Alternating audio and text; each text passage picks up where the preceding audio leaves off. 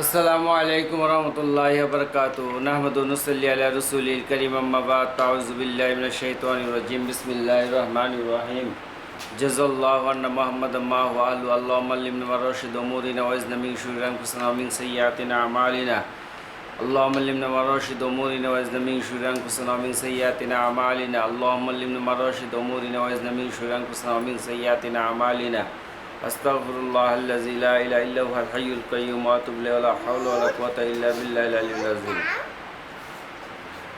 আল্লাহ সুবহানাহু ওয়া তাআলা দরবারে লক্ষ লক্ষ শুকরিয়া আদায় করি যে আল্লাহ সুবহানাহু ওয়া তাআলা ভালো রাখছেন, আলহামদুলিল্লাহ।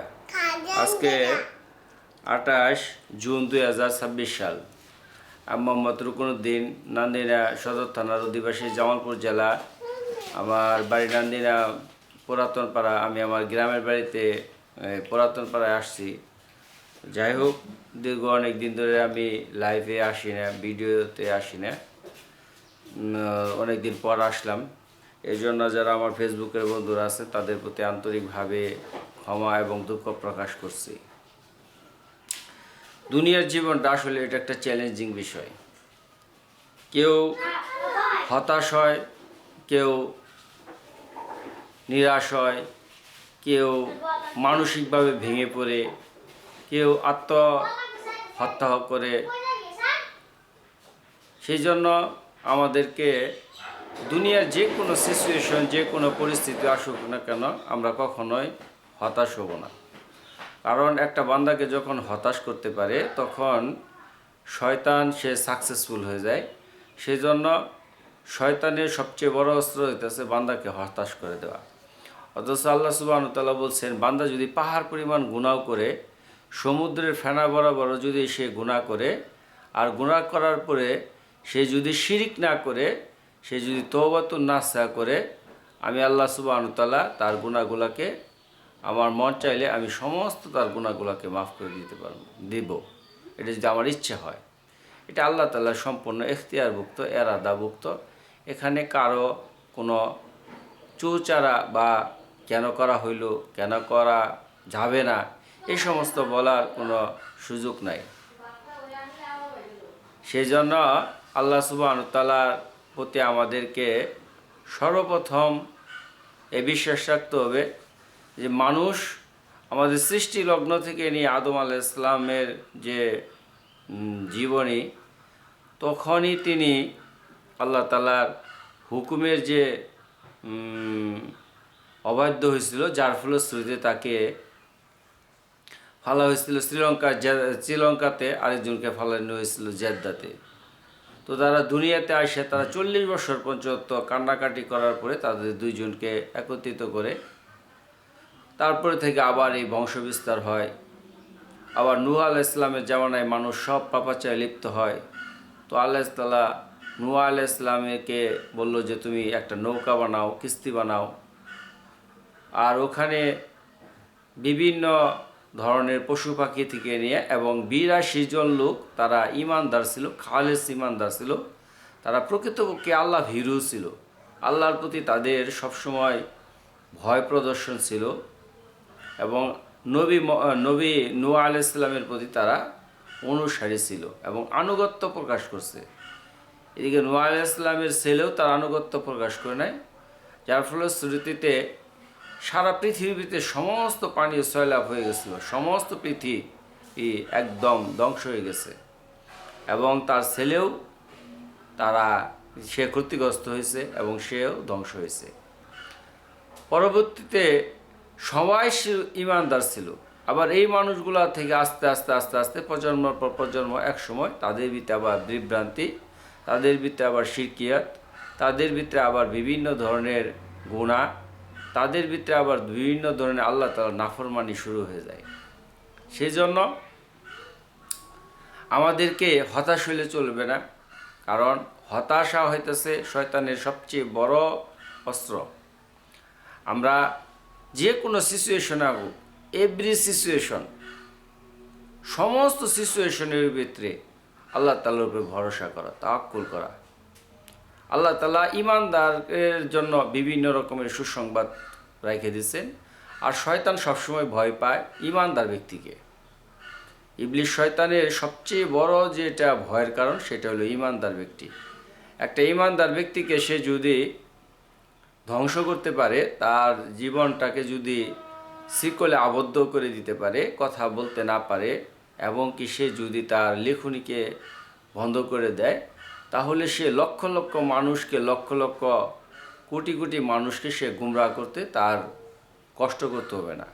আর এমনি একটা ইমানদারকে যদি পথভ্রষ্ট করতে পারে, তাহলে সে এই মানুষকে আবার সত্যের দিকে তাদেরকে লিখনির বাধা কথার মাধ্যমে তাদেরকে আবার সত্যের দিকে ফিরে আসবে। এই জন্য যুগ যুগান্তরে আল্লাহ তাআলা নবী রাসূলগণকে পাঠাইছেন। সমস্ত নবী রাসূলের কাম ছিল, 1,24,000 নবী রাসূল ছিল, 28 জন নবীর কথা কোরআনের ভিতরে উল্লেখ আসছে। আর বাকিগুলা বিভিন্নভাবে বিভিন্ন গ্রন্থে এরকমভাবে সহিফা রূপে তাদের উপর নাজিল হয়েছে। আর তারা সত্যের বাণী দুনিয়াতে প্রচার এবং প্রসার করার জন্য তারা চেষ্টা করছে।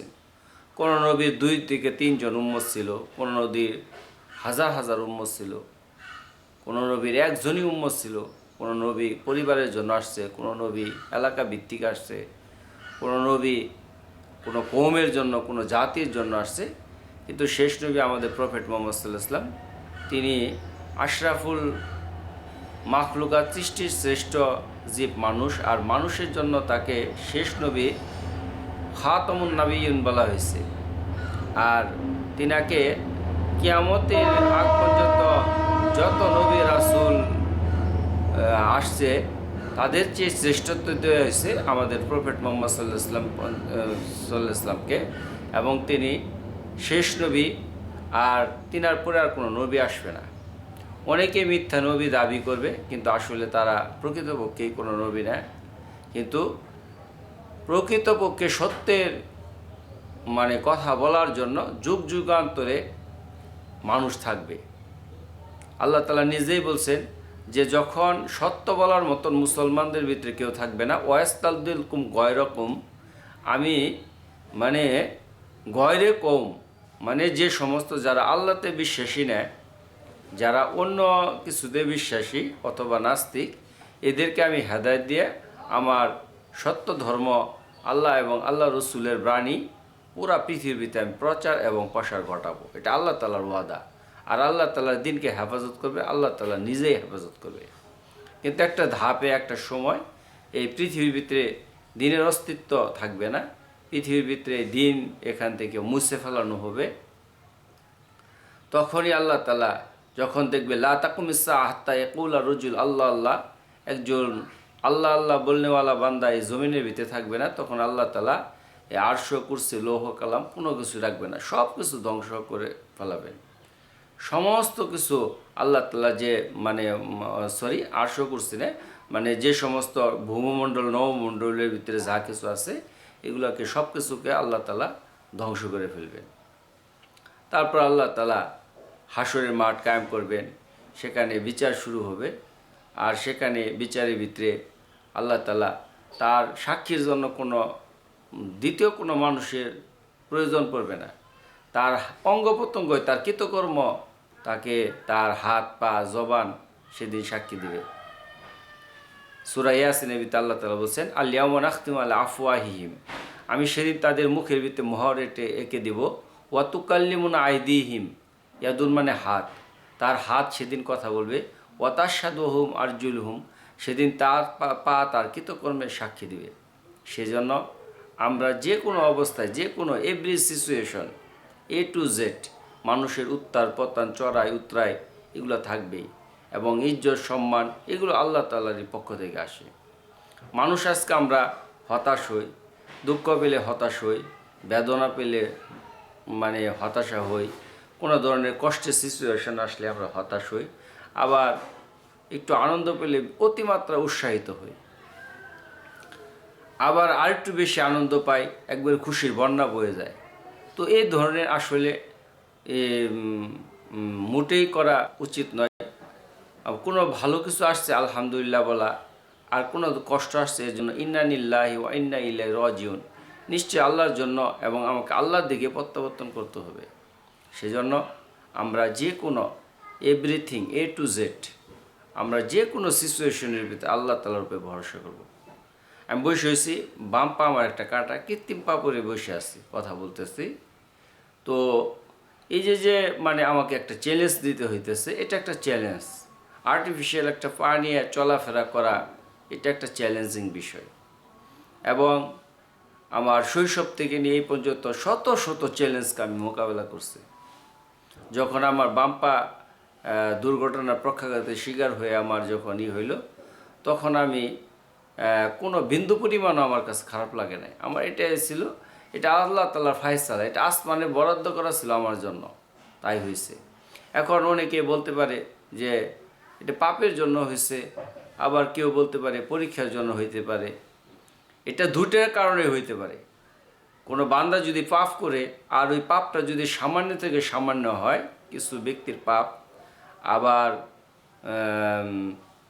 মানে কোনো ব্যক্তি অনেক পাপ করে তারপর আল্লাহ তাআলা তাকে শাস্তি দেয় না। আর কোনো ব্যক্তি সামান্য একটু পাপ করে, এই জন্য আল্লাহ তাআলা তাকে মাফ করে।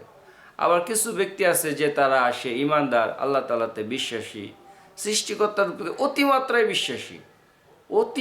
বিশ্বাসী সৃষ্টিকর্তার উপর, আল্লাহ সুবহানাহু ওয়া তাআলার উপর সে অতিমাত্রায় ভরসা রাখে, অতিমাত্রায় সে আগ্রহ পোষণ করে, অতিমাত্রায় সে সৃষ্টিকর্তার উপর বিশ্বাসী হয়। তখন আল্লাহ সুবহানাহু ওয়া তাআলা তাকে বিভিন্নভাবে আল্লাহ তাআলা তাকে আগে ডিম সিদ্ধ দাও, ডিম খামো। আল্লাহ সুবহানাহু ওয়া তাআলা, আমি ডিম খাম আগে।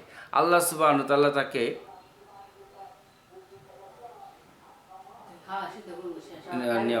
আল্লাহ সুবহানাহু ওয়া তাআলা তাকে অতিমাত্রায় তাকে মানে এই যে তাকে যে পরীক্ষাটা করলো, এটা হইতেছে তার ইমানের ফসল। সে ওই পরীক্ষার ভিতরে, ওই সিচুয়েশনের ভিতরে সে আল্লাহ তাআলার উপর অটল, মজবুত। কারণ তার ইমান এতটুকু ভিতরে সে হতাশ হয় নাই, যার ফলে আল্লাহ তাআলা তাকে একটা ইজ্জত, একটা সম্মান, তাকে বড় কোনো কিছু দিতে চায় যেটা তার আমলের দ্বারা সম্ভব না। তখন আল্লাহ সুবহানাহু ওয়া তাআলা তাকে ওই আমলের দ্বারা যেহেতু সম্ভব না, তখন তাকে এমন কোনো সিচুয়েশনে, এমন কিছু পরিস্থিতির ভিতরে আল্লাহ তাআলা তাকে পতিত করে, যে পরিস্থিতির কারণে সে আল্লাহর প্রতি আরও বেশি আগ্রহ হয়ে, আল্লাহর প্রতি আরও বেশি মনোনিবেশ করে, আরও আল্লাহ তাআলার প্রতি আরও বেশি সৃষ্টিকর্তার রূপে তওবাতুন নাসুহা করতে থাকে। তখন আল্লাহ তাআলা তাকে ওই মকামটা, ওই দরজাটা আল্লাহ সুবহানাহু ওয়া তাআলা তাকে দান করেন। এটা সেই জন্য যে মানুষের বিপদ আপদ, দুঃখ কষ্ট যন্ত্রণা আসে, এর জন্য যে সে খুবই মানে সে নেককার ছিল বা খুবই সে বদকার ছিল, এরকম কোনো কিছু না। এটা আল্লাহ তাআলা তার নেক আমলের জন্য, তার ইমানকে বৃদ্ধি করার জন্য করাইতে পারে। আবার আল্লাহ তাআলা সে যদি কোনো ধরনের সামান্য থেকে সামান্য একটু ভুল করছে, এর জন্য তাকে সাজা দিতে পারে। এটা আল্লাহ তাআলা সম্পূর্ণ এখতিয়ারভুক্ত। ফেরাউনের 40 দিন পর পর পায়খানা হইতো। তার জীবনে, তার জীবদ্দশায় সে কখনোই সে 1 সেকেন্ডের জন্য তার মাথা ব্যথা হয় নাই। তাই বলে সে কি মানে আল্লাহর প্রিয় মনোনীত বান্দা ছিল? আল্লাহ তাআলা মনোনীত বান্দা সে ছিল না। সে বলতো ফাকাল আনা রব্বুকুমুল আলা, আমি তোমাদের সেরা প্রভু। সে এমন এক পর্যায়ে চলে গেছিল, সে নিজেই সে আল্লাহ তাআলাকে সাথে শরিক করে সে নিজে আল্লাহ তাআলাকে সাথে চ্যালেঞ্জ জানায়, সে নিজেই খোদা দাবি করছে। সেই জন্য এখন তার যে কোনো অসুখ বিসুখ, বিপদ আপদ আসলো না, বালা মুসিবত আসলো না, এর জন্য সে কি আল্লাহর মনোনীত বান্দা হয়ে গেছে? কখনোই না। সেই জন্য আল্লাহর মনোনীত বান্দা হওয়ার জন্য আল্লাহ সুবহানাহু ওয়া তাআলা বান্দাকে বিভিন্নভাবে, বিভিন্ন অ্যাঙ্গেলে তাকে পরীক্ষা করবে। আল্লাহ তাআলা 2টা কথাই বলছেন কোরআনের ভিতরে, 2ভাবে বলা হয়েছে যে বিমা কাসাবাত আইদিন নাস, যে তোমরা যা কিছু তোমাদের জীবনে ঘটতেছে, এটা কি হইতেছে? তোমাদের নিজের হাতের কামাই। আবার আরেক জায়গায় বলছে, সূরা বাকারার 26 নম্বর আয়াতে বলছে, ওয়ালানাবলুয়ান্নাকুম বিশাইইন মিনাল খাউফ ওয়াল জুই ওয়া নাকসিম মিনাল আমওয়াল ওয়া আনফুসি ওয়াস সামারাতি ওয়া বাশশিরিস সাবিরিন আল্লাযীনা আসাবাতুহুম মুসিবাতুন ক্বালু ইন্না লিল্লাহি ওয়া ইন্না ইলাইহি রাজিউন। আল্লাহ তাআলা এখানে মানে বলছে যে তুমি মুমিন হও আর জালেম হও আর পাপিষ্ট হও, যেটাও হও না কেন আমি তোমাকে অবশ্যই পরীক্ষা করব। আর আরেক জায়গাতে বলছে যে আল্লাহ তাআলা এটা তোমাদের কৃতকর্মেরই ফল। সেই জন্য এটা আল্লাহ তাআলাই ভালো জানে। কেউ অন্য ধর্মে জন্মগ্রহণ করছে, এটা কি তার দোষ? অথবা আমাকে মুসলমানের ঘরে জন্মগ্রহণ করাইছে, এটা কি আল্লাহ তাআলার দোষ? আমাদের পূর্বপুরুষরা হয়তো দেখা যাবে যে তারা হিন্দু ছিল। সেই জন্য এটা কি আসলে আমরা যে আসলাম, এটা তো আল্লাহ তাআলা আমাদেরকে এই মুসলমানের ঘরে নিয়ে আসলো। এখানে অনেক ধরনের ইমানি অনেক কিছু আছে। আসলে এইগুলা বিষয় নিয়ে আমরা যতই লাড়াচাড়া করতে যাব তত আমাদের ব্রেন কাজ করতে পারবে না। সেই জন্য আমাদের সাধ্যের ভিতরে কি আছে ওইটুকু করা। সাধ্যের ভিতরে আমাদের যতটুকু আছে আমরা ভালো কাজ করব, মন্দ কাজ পরে হার করব। একটা লোক অনেক পাপাচার করে, অনেক ধরনের দুষ্টামি করে, অনেক ধরনের খারাপ কাজ করে, অনেক মানুষকে ঠকা জুলুম করে, অত্যাচার করে, নাস্তানা আবুদ করে, বিভিন্নভাবে হয়রানি করে, কষ্ট করে, আর সে নিজেকে যদি চালাক চতুর ভাবে যে আমি অনেক চালাক চতুর, আমার এইগুলো কেউ ধরতে পারে না, এটা একটা তার ভুল। এটা সে ভ্রান্ত ধারণার ভিতরে আছে। একটা মানুষ যখন সৎ থাকে, নিজের কাছে নিজেকে অনেস্ট মনে হয়, নিজের কাছে একাকিত্ব যখন সে হয়, যখন সে ভাবে যে আমি আসলেই সৎ, আমি আসলে মানুষের কোনো ক্ষতি করি নাই, আমি অন্যায় করি নাই, আমি সদা সর্বদাই সত্য কথা বলছি, মিথ্যার আশ্রয় নেই এবং মিথ্যার সাথে আমি কখনো আপোষ করি নাই, সাদাকে সাদা বলছি, কালোকে কালো বলছি। যারা এই ধরনের মাইন্ডসেটিং নিয়ে চলে, তো তারা হয়তো দুনিয়ার জমিনে তাদেরকে কষ্ট আসবে, বিপদ আসবে, বালা মুসিবত, কিন্তু নিজের কাছে সে কলবে সালিম, মানে তার অন্তরটা প্রশান্তিদায়ক হয়। সে বুঝতে পারে যে আসলে আমি সৎ ছিলাম। এই যে একটা তার মনের ভিতরে একটা প্রশান্তি, এটাই তাকে সবচেয়ে বেশি আরাম দেয়। আর মৃত্যুর সময় তাকে ওই জিনিসটা মানে সে অনুভব করতে পারে। তার মানে কৃতকর্মগুলা মৃত্যুর সময় ওই 2-3 মিনিট এটা পুরাটাই সে দেখতে পারে। সেই জন্য আমরা আসলে আমাদের জায়গা থেকে যার যার অবস্থান থেকে আমরা সৎ থাকার চেষ্টা করি। আমরা কখনোই হতাশ হব না। এগুলো বিভিন্ন ধরনের সিচুয়েশন আসবেই। সিচুয়েশন এটা আল্লাহ তাআলার মানে ইচ্ছা এবং এরাদায় আসছে, এটা আমার কোনো তৈরি করার জিনিস না। তো আজকে প্রায় আমি এটা ভিডিওটা ফেসবুকে হয়তো যাবে না, এটা 17 মিনিটের মতন হয়ে গেছে, এটা ইউটিউবে দিতে হবে। যাই হোক, স্লিপ অফ টাং, কাইন্ডলি আমার কথার ভিতরে কোনো ভুল হলে অবশ্যই আমাকে ক্ষমাসুলভ দৃষ্টিতে দেখবেন। আমি মোহাম্মদ রুকনউদ্দিন, নান্দিনা বাজার, জামালপুর সদর থানার অধিবাসী। আমি এই আমার বাড়িতে পুকুর পাড়ে, আমি পুকুরের ধারে আসছি, সেই হিসেবে আমি একটা ভিডিও করে নিলাম। যেহেতু এখানে বাজারের যে শব্দ থাকে শব্দগুলো নাই, একদম নিরিবিলি পরিবেশ, যদিও এখন কারেন্ট নাই, তারপরেও মানে বাতাস আসতেছে, আল্লাহ প্রদত্ত বাতাস। সেজন্য মহান সৃষ্টিকর্তাকে আমি ধন্যবাদ জানাই। অন্যান্য ধর্মাবলম্বী যারা আছেন তাদের প্রতি আমার আন্তরিক প্রীতি, শুভেচ্ছা, ভালোবাসা রইল। দেশের জন্য যার যার অবস্থান থেকে দেশের জন্য কাজ করব। দেশটাকে সবাই ভালোবাসি, এই দেশকে ভালোবাসা এটাও একটা নবী সাল্লাল্লাহু আলাইহি ওয়াসাল্লামের সুন্নত। আল্লাহ রসুল যখন মক্কা থেকে মদিনায় হিজরত করে, তখন তিনি বারবার মক্কার দিকে তাকাইতেছিলেন, পিছন দিকে। তো এটাও একটা আল্লাহ তাআলার একটা আমরা দেশকে ভালোবাসবো। দেশের প্রত্যেকটা নাগরিক কীভাবে ভালো থাকে, দেশের প্রত্যেকটা নাগরিক যাতে করে স্বাভাবিক জীবন, সুস্থ জীবন পায় এবং সুন্দর একটা পরিবেশে মানুষ বাস করতে পারে, এর জন্য যার যার অবস্থান থেকে যাকে আল্লাহ তাআলা যেখানে বসাইছে ওখান থেকে আমরা কাজ করে যাব। এই বলে আমি আমার কথাকে শেষ করলাম। আসসালামু আলাইকুম রহমতুল্লাহ বারাকাতুহু। হ্যাঁ, কি হয়েছে? ময়লা